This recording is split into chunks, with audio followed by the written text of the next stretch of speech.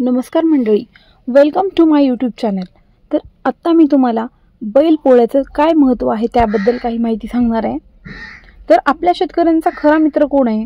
तो म्हणजे बैल।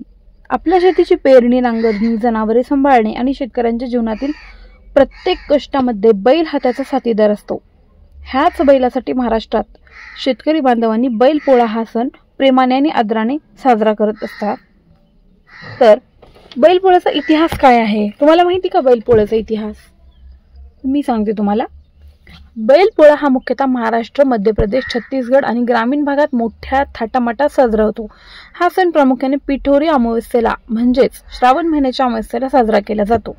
यामागे कारण असे की शेतकऱ्याने वर्षभर कष्ट केलेल्या बैलांना हा दिवस विश्रांती व सन्मानाचा म्हणून दिला जातो। या सणाचा उल्लेख अनेक लोककथांमध्ये आणि परंपरांमध्ये आढळतो। तर हे साजरी कसं करतात, त्याची पद्धत काय साजरी करण्याची, तर तुम्हाला माहिती आहे का ही पद्धत? तर सकाळी शेतकरी आपले बैल नदीत किंवा विहिरीत नेऊन त्यांना स्वच्छ आंघोळ घालतो। त्यांच्या अंगाला तेल, हळद, शेंदूर लावला जातो। बैलांच्या शिंगांना रंगीत रंग, फिती आणि आकर्षक कागदी सजावट केली जाते। फिती म्हणजे काय माहिती का तुम्हाला?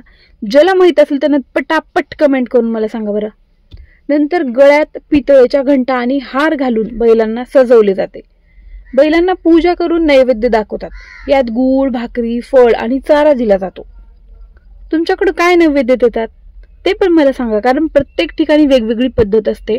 तर प्रत्येकांच्या काय काय पद्धती आहेत ते सगळ्यांना कळतील पण, त्यामुळे मला कमेंट करून तुम्ही सांगा की तुमच्याकडे काय नैवेद्य दाखवतात। संध्याकाळी गावात सगळे शेतकरी बैलांसोबत मिरवणूक काढतात। ढोल, ताशे, लेझिम, टाळ, मृदुंग यांच्या गजरात संपूर्ण गाव आनंदी होतो। आणि काही गावांमध्ये या दिवशी झिम्मा, फुगडी आणि लोकनृत्य किंवा कीर्तन यांचेही आयोजन होते। पण आजकाल तुम्ही बघतायत बैलपोळ्याच्या दिवशी किती डीजे लावतात, किती मोठ्याने गाणे लावतात। हे सगळं काही गोष्टी आजकाल बऱ्याच प्रमाणात चालू आहेत। पण ते असो, म्हणजे जुन्या काळांमध्ये तर काही वर्षांपूर्वी झिम्मा, फुगडी, लोकनृत्य आणि कीर्तन या सगळ्या गोष्टी जास्त चालत होत्या।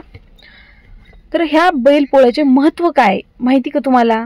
हा सण फक्त प्राण्यांचा सन्मान करणारा नाही, तर शेतकरी आणि निसर्ग यांच्यातील जे नातं आहे तो जपणारा आहे। तर बैलपोळ्याच्या निमित्ताने घरात गोडधोड पदार्थ बनवले जातात। तसेच गावात लोकगीते, पोवाडे, नाच गाणी होतात।